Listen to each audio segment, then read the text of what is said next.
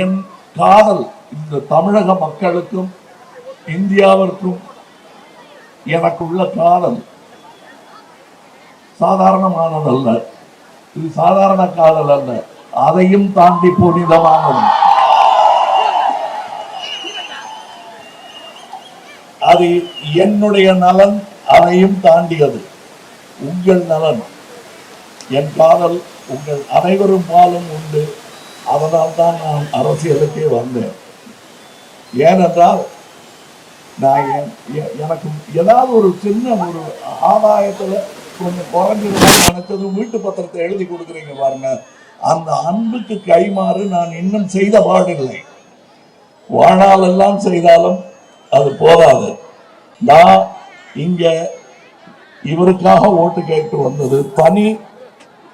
இவங்க அப்பாவை பார்க்காதீங்க, இவர் துரை வைகோன்னு பார்க்காதீங்க.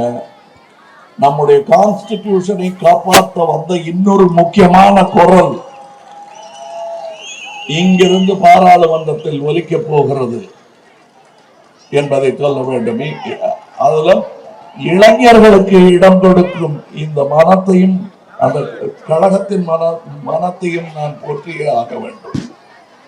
நான் இதுக்கு முன்னாடி ஈரோட்ல பேசும்போது மதிய உணவு திட்டத்தை போற்றி பேசினேன். ஆனால் அதில் ஒரு சின்ன குறிப்பு, அது தவறல்ல, ஒரு ஒரு குறிப்பு, ஒரு தேதியில் ஒரு சொல்ல மறந்த ஒரு குறை இருக்கிறது. அதை இங்கே தீர்த்துக் கொள்கிறேன். இந்த மதிய உணவு திட்டத்தை 1920 ஜஸ்டிஸ் கட்சி துவங்கி வைத்தது.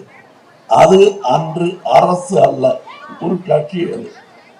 அதனால் அவர்களால் அதை தொடர்ந்து நடத்த முடியவில்லை. இப்படி தொடர்ந்து நடத்த முடியாமல் போனதற்கு காரணம் அரசு பலம் நம் கையில் இல்லாமல் போனதுதான். அதை கவனித்துக் கொண்டிருந்த காமராஜ் போன்ற பெரியவர்கள் தனக்கு அந்த பலம் வந்ததும் அதை செயல்படுத்தினார்.